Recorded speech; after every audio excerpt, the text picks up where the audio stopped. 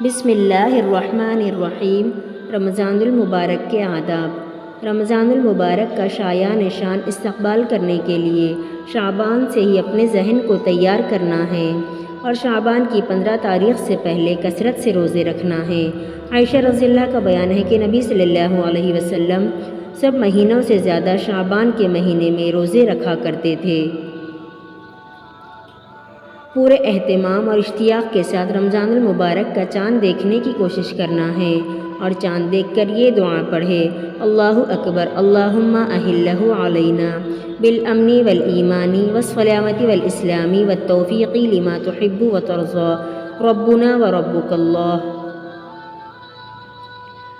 ترجمہ اس کا یہ ہے: خدا سب سے بڑا ہے، خدایا یہ چاند ہمارے لیے امن و ایمان، سلامتی اور اسلام کا چاند بنا کر طلوع فرما۔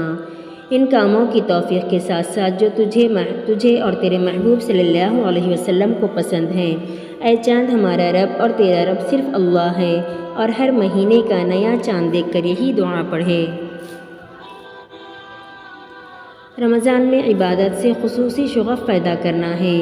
فرض نمازوں کے علاوہ نوافل کا بھی خصوصی اہتمام کرنا ہے اور زیادہ سے زیادہ نیکی کمانے کے لیے کمر بستہ ہو جائیے۔ یہ عظمت اور برکت والا مہینہ خدا کی خصوصی عنایت اور رحمت کا مہینہ ہے۔ شعبان کی آخری تاریخ کو نبی صلی اللہ علیہ وسلم نے رمضان کی خوشخبری دیتے ہوئے فرمایا: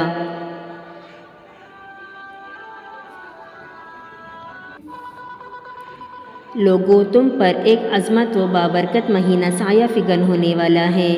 یہ وہ مہینہ ہے جس میں ایک رات 1000 مہینوں سے بہتر ہے۔ خدا نے اس مہینے کے روزے فرض قرار دیے ہیں، قیام اللیل کی تراویح کو نفل قرار دیا ہے۔ جو شخص اس مہینے میں دل کی خوشی سے بطور خود کوئی ایک نیک کام کرے گا، وہ دوسرے مہینوں کے فرض کے برابر اجر پائے گا، اور جو شخص اس مہینے میں ایک فرض ادا کرے گا، خدا اس کو دوسرے مہینوں کے 70 فرضوں کے برابر ثواب بخشے گا۔